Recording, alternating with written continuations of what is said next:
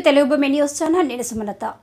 Luxettipet మున్సిపాలిటీలోని Neeraja hospital ఆధ్వర్యంలో ఉచిత వైద్య శిబిరం ఏర్పాటు చేశారు. ఆదివారం స్థానిక సిఎస్ఐ చర్చి వద్ద ఏర్పాటు చేసిన ఉచిత వైద్య శిబిరాన్ని ప్రజలు సద్వినియోగం చేసుకోవాలని అన్నారు. ఈ సందర్భంగా ఎండి general physician doctor Harish Kumar మాట్లాడుతూ, ఈ వేసవి కాలంలో తరచుగా నీళ్లు తాగకపోతే డీహైడ్రేషన్ గురై ప్రమాదం బారిన పడే అవకాశం ఉన్నది. కావున అందరూ తగినంతగా నీటిని తీసుకోవాలన్నారు. ప్రజలందరూ వ్యక్తిగత శుభ్రత, పరిసరాలు శుభ్రంగా ఉంచుకోవాలని అన్నారు. డెంగ్యూ, మలేరియా, టైఫాయిడ్ వంటి రోగాలు ప్రబలకుండా ఉండాలంటే పరిసరాలు నీటి గుంతలు లేకుండా చూసుకోవాలని అన్నారు.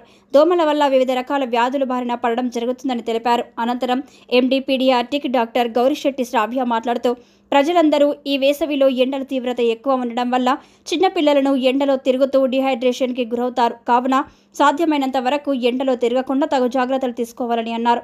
ముఖ్యంగా చిన్నపిల్లల్లో ఎండ తీవ్రతకి జ్వరం, వాంతులు రకాల సమస్యలతో బాధపడుతుంటే వెంటనే హాస్పిటల్కి వెళ్లి సరైన వైద్యాన్ని పొందాలని అన్నారు. పిల్లలను ఎప్పటికప్పుడు పరిశుభ్రంగా ఉంచడంతో అనారోగ్యం బారిన పడకుండా ఉంటారని తెలిపారు. ఈ కార్యక్రమంలో హాస్పిటల్ మేనేజ్మెంట్ భాస్కర్ రెడ్డి, సతీష్ రెడ్డి, రాజు, భూమన్న, నర్సింహులు, హాస్పిటల్ సిబ్బంది తదితరులు పాల్గొన్నారు.